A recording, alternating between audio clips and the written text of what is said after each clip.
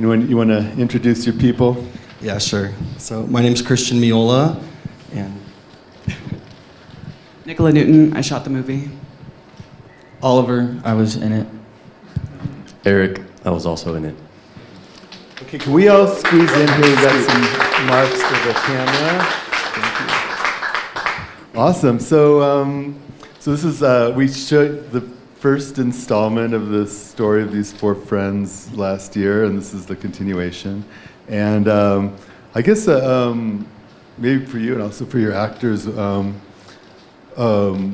what do you think about like intimacy between I guess man or straight man or gay and straight man, and how that gets expressed physically, and what are the social what's this kind of considered socially acceptable in your world, and what's sort of taboo, and what's the new frontier?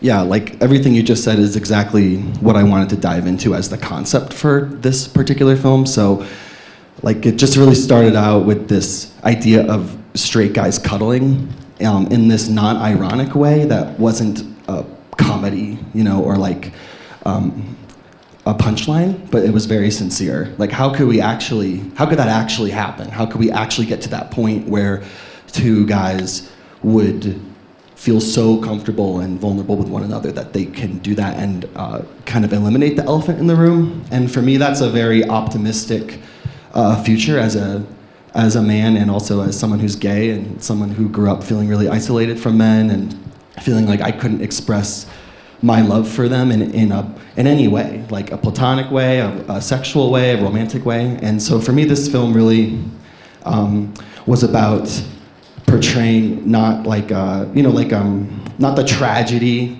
of being a man and wanting to express love for anyone you want, but an optimistic vision of what that could look like tomorrow. Yeah. I guess maybe for the actors as well. What's your take on all that? Yeah, I think it's just kind of like sitting in what comes from just brotherly love, and then like a really strong friendship, and toying with the idea of sitting in that bond, which was manifested into a hug in this movie, and what that means as two male friends, and and the kind of like, I guess, insecurities one can feel about that, and how it can take some time to realize that friends can just have that strong of a bond and have that experience without it being specifically gay. Yeah. So, yeah. Yeah, and something that I like at the end is that, you know, Eric shows up with a girlfriend, and I am happy about it. You know, there's no shot of me in the corner like, oh man, there she is, or something like that. You know, and she's sweet, and we all dance together. You know, because, you know, early on in the film, you might like get an idea. You know, something romantic. Maybe not. You know, people are free to, you know, think or feel whatever they want about it. But to my mind, it's not really about that. It's just more about, you know, these relationships that kind of serve as like a graduation in life, and you can't really explain it, but you are adding a new dimension to yourself, and sort of helping each other blossom, and you can't really explain it.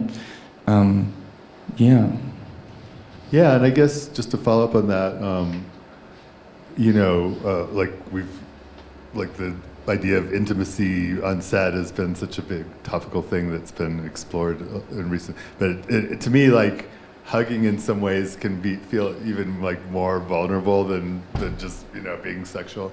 And so what was the experience like for both of you? I mean, I assume you have a personal relationship as well, and just going there with the cameras rolling and people watching you. Yeah. Sure. I mean, we went to college together, so Yeah. before this, we had been friends for 2 years already, so we had that benefit.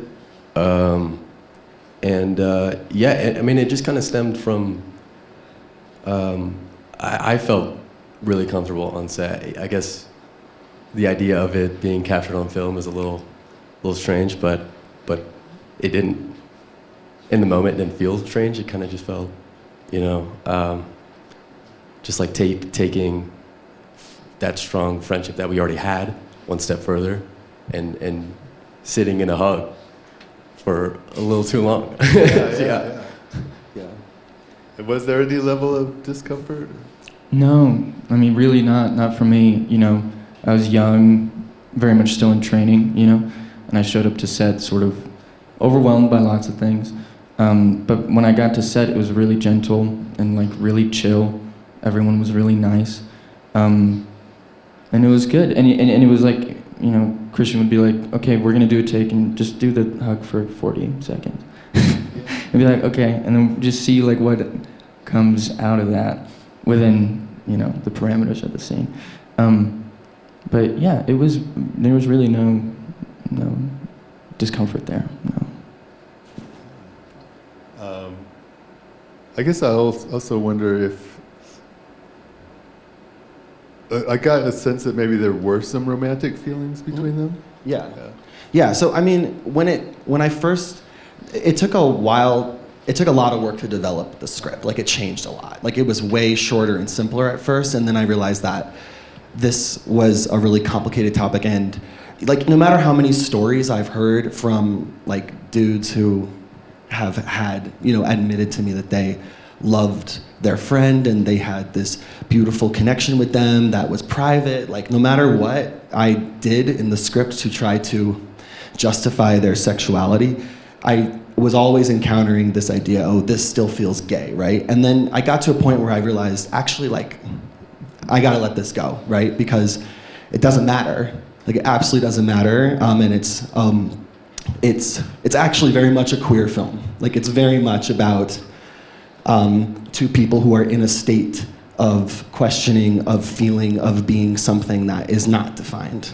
And maybe they like traditionally date women, and maybe they will go on to, like, maybe this is an awakening for them in a way, and I realized it doesn't really matter, actually, at the end of the day.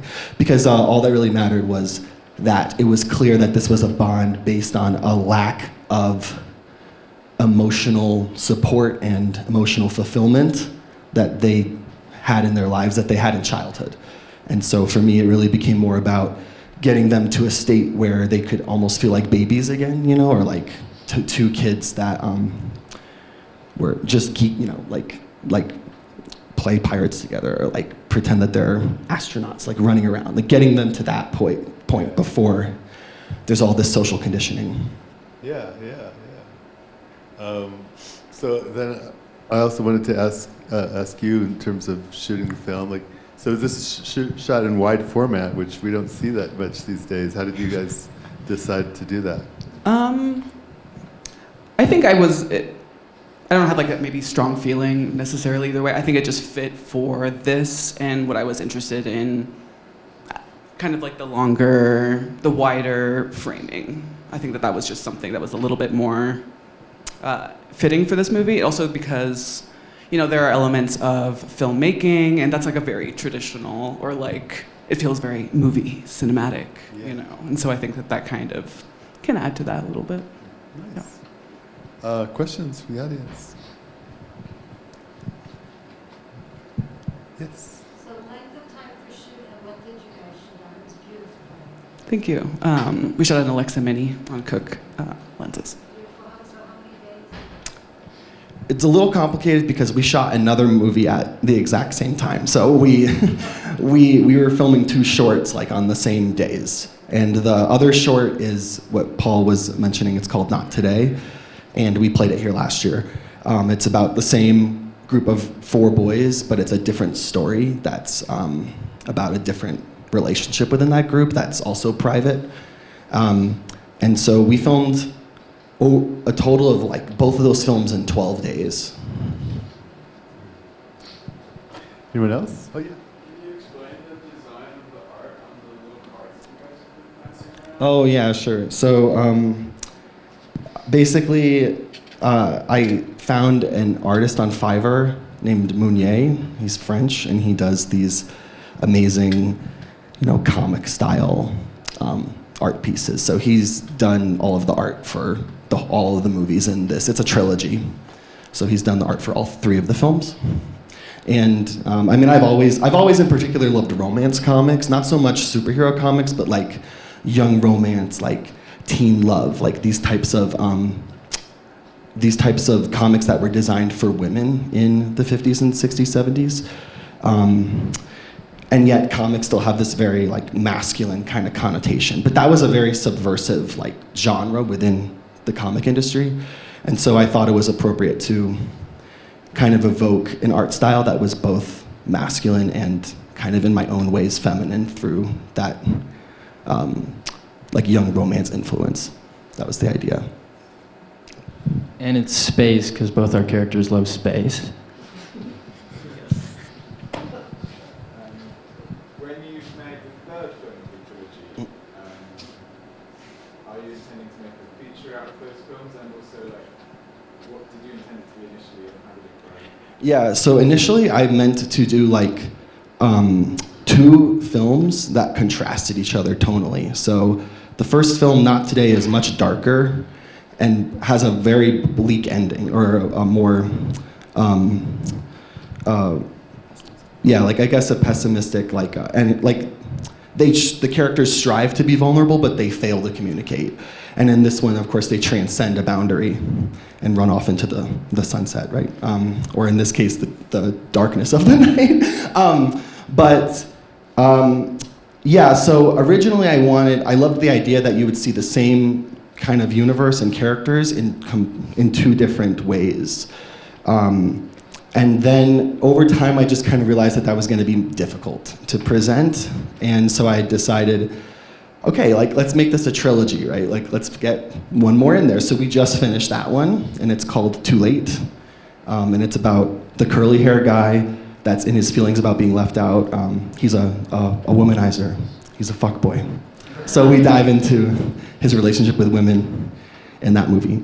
But now it's going to be like a feature with a new title. I just don't really know yet, but I want to present each of these as chapters. And so that aspect's a work in progress, but yeah, hopefully by next year we'll have that done. I love the cast and the ensemble. Could you talk about the casting process? Sure. So basically, this film wasn't made as part of my program, like the grad film program that I was just in. It was made outside. But for a film that was part of my program, I held auditions for a movie that Eric ended up being in.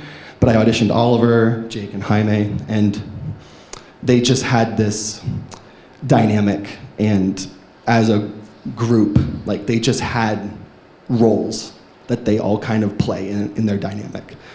And so I had already kind of wanted to make this film. And then when I saw them in person, I was like, I have the cast. Like, I can make this now. So I kind of knew that Eric and Oliver in particular were perfect for this particular situation. Yeah, I find them to be deeply vulnerable and open and receptive and excited to make the films that we make, and that they're able to convey like a fragility without any type of like inner, like when it's appropriate, just this pure fragility with no conflict, like an internal conflict that results in anger or aggression or anything like that. And that's the kind of tender quality that I really needed for this to work, to bring out my sensibility. And so yeah, we've made a bunch of films together at this point, and we'll continue to. Awesome. Well, This could be a long shot, but there's a lot of references to space in the conversation about aliens. The name of the movie is like sci-fi tomorrow. And then at the end of the movie, we're in the field, cows, and then the credits roll, and then the lights start flickering. Are there aliens present in this movie? Could they possibly get us up to that? That's where we're going. Yeah, the light beams that. What I should have done was to make it more clear, and I should have put a moo that's being like beamed up, like a cow that's going moo. Yeah. But yeah, you're onto something, Drake. Yeah. Don't post anything until the movie comes out. Cool. Well, so glad that you were able to come out again, and good luck with the rest of the project, and all of you. Thanks for being Mammoth Lakes. Yeah. Thank you for having us. Thank you.